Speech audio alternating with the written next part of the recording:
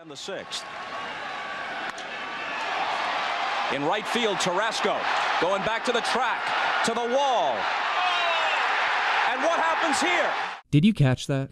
Just in case you didn't, let's get a quick slow-mo from a different angle real quick. Yeah, no, that's definitely fan interference. You can see the umpire running down the field towards it, so he must have gotten a pretty good picture of it, right? Wait, why is he pointing up? This was Game 1 of the 1996 ALCS, with the Yankees facing off against the Orioles. The Yankees are currently down 1 run at the bottom of the 8th, so when Derek Jeter hits this ball to deep right that gets snagged by a fan and the ump calls it a home run, the Orioles are pretty heated. The Orioles have lost the lead due to fan interference by a 12-year-old kid. Later that night, in the bottom of the 11th, Bernie Williams hits a walk-off home run to give the Yankees the victory. And even after the game is over and the Orioles protest the call that was made, the AL president at the time, Gene Budig, tells them the call will stand. So, can a fan have a real tangible effect on a game? The answer is yes.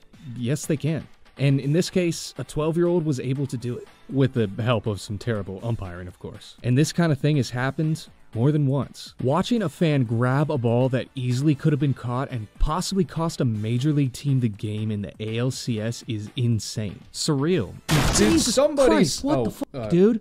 What the fuck is wrong with you? I probably shouldn't have slammed the door. I didn't mean to scare you. Did somebody say cereal? Oh, god damn it. This video is sponsored by Magic Spoon. Magic Spoon is a delicious, high-protein, zero-sugar breakfast cereal for adults with that same childlike nostalgia. I've been enjoying some Magic Spoon these past few weeks, and I can say for sure, it's pretty dang good. My favorite flavor is probably gotta be the blueberry muffin. Magic Spoon fits a variety of lifestyles. It's high protein, keto friendly, gluten free, grain free, soy free, wheat free, and naturally flavored. Magic Spoon has no artificial flavors or dyes and has 0 grams of sugar, 13 to 14 grams of protein, and 4 to 5 grams of net carbs in each serving, with only 140 calories per serving. If you're gonna pick up some Magic Spoon, I'd recommend the Variety Pack, which comes with 4 delicious flavors: fruity, frosted, cocoa, and peanut butter. I have celiac disease, so if I don't eat things that are gluten-free, my body eats my small intestine.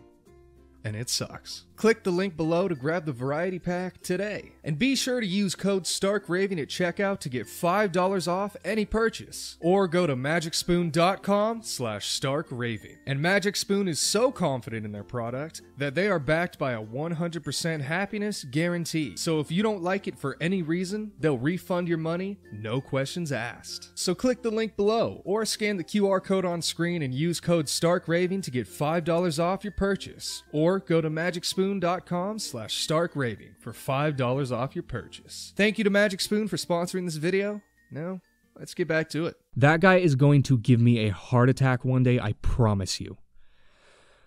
Anyways, I want to set a rule for this video. Obviously, if a fan shines a laser in the eyes of the batter or parachutes onto the field, which both of those did happen, and both during Mets games, by the way, or a fan shoots the pitcher or something, stuff like that, of course, is gonna affect the game. This video is about things that any normal fan might do that could change the game. Normal, ordinary fan behavior that just so happen to matter. Not fans throwing snowballs at receivers trying to make catches. Alright, that's out of the way. The Yankees-Orioles game I mentioned earlier isn't the only time a player has been robbed of a home run because of fan interference. And in my opinion, this one's even more infuriating even though the game didn't matter as much. In this game between the Rockies and the Mariners, the score is 0-0 at the bottom of the 9th inning. It's a home game for the Rockies, and Jacob Stallings is up to bat. And on this pitch right here, he rockets one to left field. The outfielder goes to rob it from him, and it looks like he did. He didn't catch it, but at least it wasn't a home run, right? Well, if you watch the replay, he never even touched the ball. Yet again, a fan reaches over the fence to catch the ball, but this time the fan didn't even catch it, so it drops to the ground where the center fielder picks it up and holds Stallings in second. While researching this one, I could only find these 2 camera angles, so it's kinda hard to tell, but in my opinion, I don't think he was gonna catch that ball. But the umps seem to disagree, and after the call is challenged and they review the footage, this is the conclusion they came to. After review, the fan interfered with the fielder making the catch on the ball. The runner is out. No! At the absolute minimum, this reinforces one thing for sure. The concept that a fan can change whether or not a fly ball can be counted as a home run. Whether he was going to catch it or not, this fan affected the game by not letting Jacob Stallings have his walk-off home run. If we somehow had a camera angle that was directly to the side of this, then we could definitively say whether he was going to catch it or not. But let's just say, for the sake of me being correct, because I always am, you guys always let me know that down in the comments, that he wasn't going to catch it. That means this fan trying to catch the ball and missing it, in turn, got the umps to call the runner out and send this game into extra innings. A walk-off homer that could have ended the Rockies' dry streak, robbed by not even a player, but a fan. Unbelievable. Now, this one happened a little more recently, and I actually talked about it in my last video for a different reason, but have you ever heard of Aaron Boone? He's kind of known for being thrown out, and I'd say for good reason. He really likes to argue. So this clip starts pretty much the same way, arguing a call that was made because he's angry. And in a rare turn of events, the umpire tells him to shut up, and he says, "Okay, I'll shut up." And then the ump tosses him. In case you don't know, when you're tossed out of a game, you can't just like chill in the dugout, you have to actually leave. We'll get back to why that matters in a second. The thing about this situation though is that after the ump told him to stop talking, he did.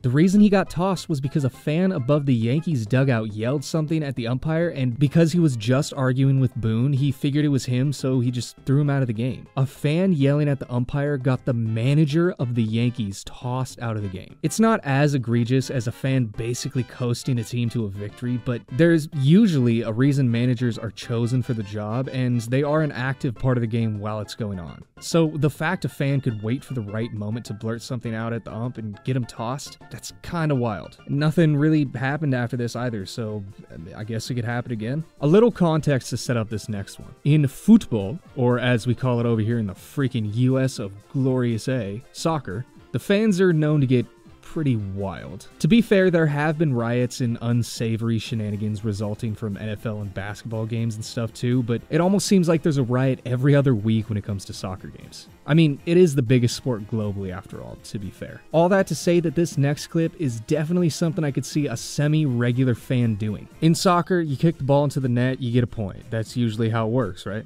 Well, for Sunderland, this goal was a little different. In October of 2009, a game between Liverpool and Sunderland ended with Sunderland taking home the dub in the strangest way possible. Sunderland currently has the ball, and when his teammate passes it to him, Darren Bent takes a shot and uses his wizard powers to duplicate the ball, confusing the goalie and in turn scoring. Nah, not really. What actually happened was, a bit before this, a fan hit a beach ball he was playing with onto the pitch. The wind blew it right next to the goal, and when Darren took his shot, it actually hit the beach ball that was on the pitch, sending the real ball to the right and confusing the goalie into chasing the beach ball, which went to the left. Normally this would be fan interference, but because the ref didn't realize until halftime, the goal just counts, I guess. Sunderland ended up winning this game, so they essentially won because of a beach ball. And knowing soccer fans, there was probably a riot after this game, so I guess you could say it probably got messy. And just wait, because it gets wilder. This person who swatted the beach ball onto the pitch that the goal doinked off of was a 16-year-old named Callum Campbell. Liverpool fans were so angry that Callum did this that they threatened his life, which, like, it goes without saying is awful, and it's the official stance of this video that Liverpool fans need to chill.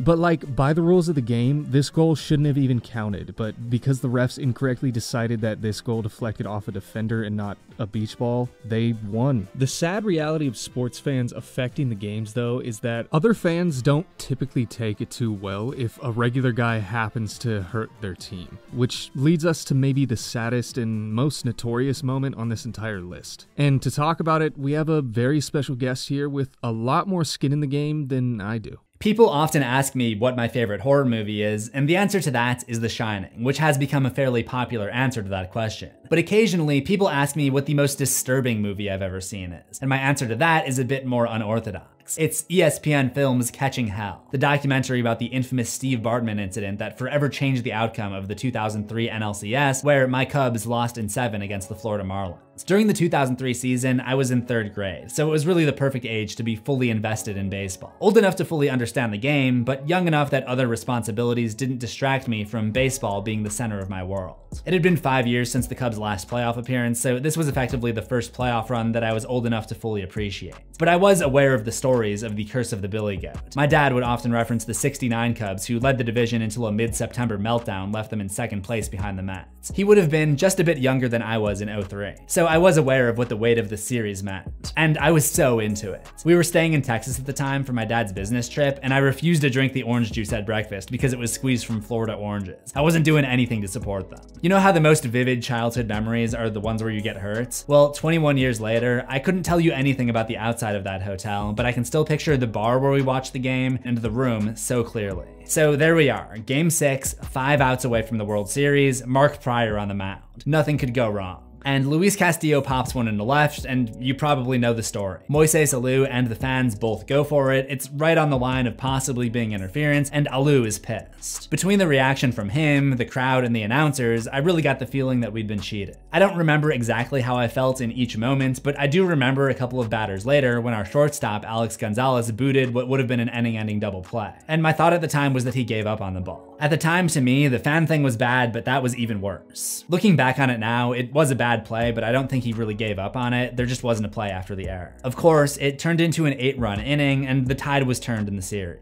Over the next couple of weeks, we learned who Bartman was, saw that replay a million times, and were haunted by a million Bartman Halloween costumes. I do remember as a kid feeling that he was partially to blame, but that the biggest blame should have been on the umpires for not making the interference call and on Gonzalez for making the error. I do still believe that it was interference, but I don't really blame the umpires for not calling it. It was just too close of a call to make without the benefit of replay. And obviously, I don't blame Bartman anymore. It's just a natural reaction to want to catch a souvenir at a playoff game. Plenty of others reached for it, and he just happened to have the unlucky seats. But when the documentary came out in 2011, it included the aftermath, and that's what's really chilling to me. I'm so used to going to Wrigley and the energy there just being the greatest in the world. But the camcorder footage they show of what it was really like in the ballpark for those last 2 innings is so haunting. It's a full stadium with the life totally sucked out of it. But not just that, it genuinely feels like there's something off in the air. It's got this surreal, dreamlike atmosphere. Seeing that movie just gave me a discomfort that I can't explain. I never watched the movie again, but it always felt like the curse was coming back out whenever the Cubs went cold in the playoffs. But despite all of that,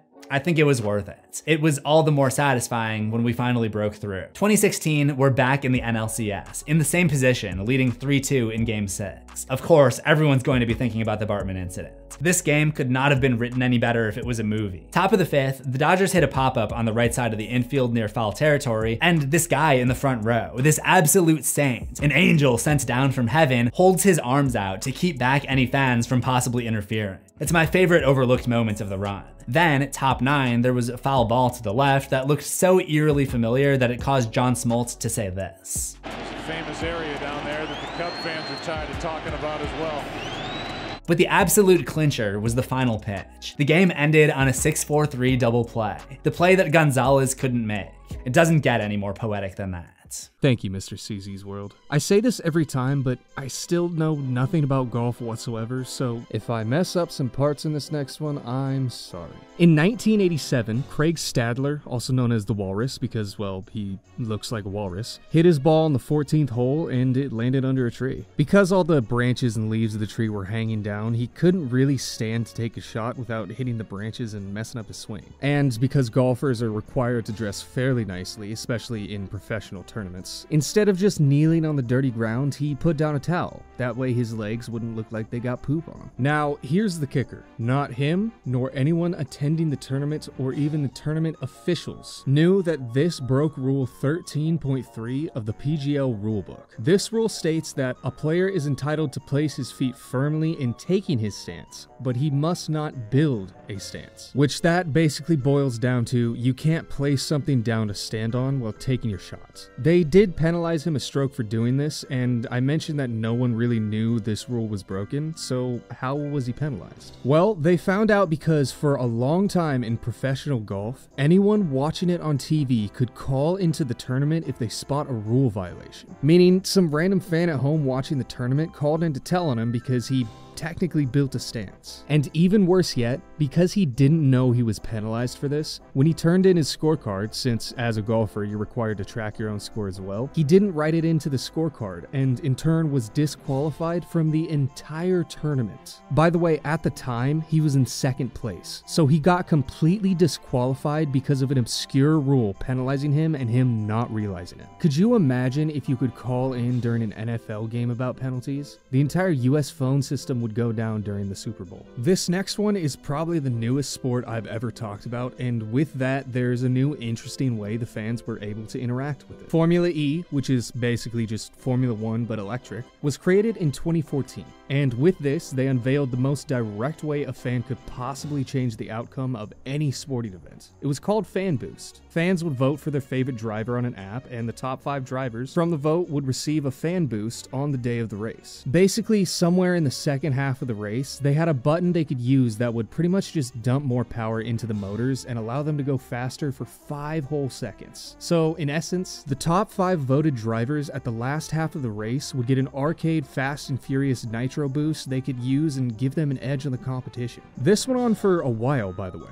all the way up until the 2022 season. This literally became a part of the driver's strategy as to when and how they would use it, if they were voted high enough. Imagine battling the other drivers to become the biggest Formula E influencer, not just to make a little more money, but to literally get a cheat code you can use during the race. I literally found a top 10 fan boost moments compilation on YouTube while researching this. You can't make this stuff up. And also, I gotta shout out the guys over at Secret Base. They have very fun full videos on both the ability for fans to snitch on golfers and the ability for fans to determine which driver gets to be the bullet for Mario Kart. Alright, I'm gonna be honest with you guys. This one's going in just because it's funny and kind of wholesome. It literally doesn't affect the game at all, but you know, it was funny, so. Bruce Resnick is a Brooklyn Nets superfan who's been a season ticket holder for 25 years. At the age of 87, he still goes to every single Brooklyn Nets home game. But he's not just a fan. He's the one who decides if you make a free throw or not. His real name is Mr. Whammy, as coined by the Nets broadcaster Ian Eagle. And he got this name because when the opposing team is going for a free throw, as long as the player wasn't a former Nets player, he delivers the whammy. It's basically the most powerful spell that has ever been cast, and if for some reason the player he's casting it on is resistant to magic, it's basically just a distraction tactic.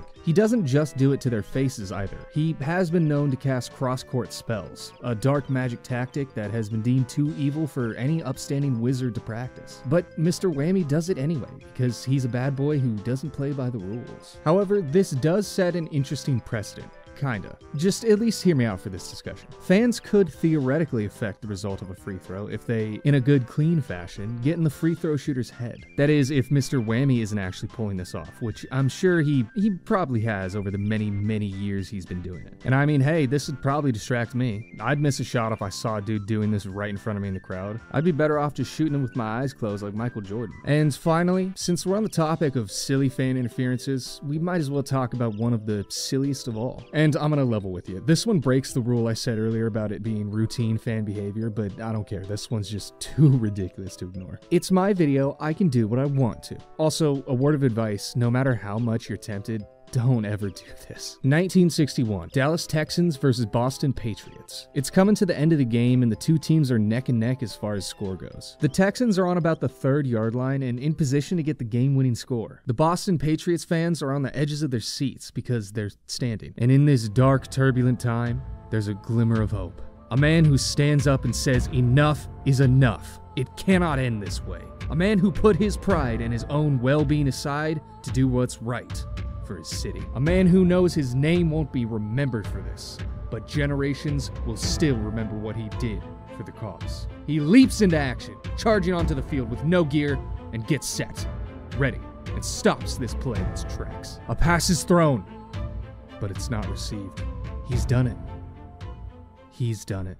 And then the ref calls fan interference and Texas is awarded another down because you can't run onto the field in the middle of a play in an attempt to stop the other team from winning. You can't do that, like, obviously. I mean, hey, at least one thing about that little ramble was true. He was definitely remembered. What an idiot. Ladies and gentlemen, thank you so much for watching. I had a lot of fun making this video, and if you made it all the way to the end, tell me some of your favorite fan moments. Or just say hi down in the comments or something. I'll give you a little wave. And yes, I am trying to get engagement for the algorithm. Anyways, have a lovely day, gamers. Peace.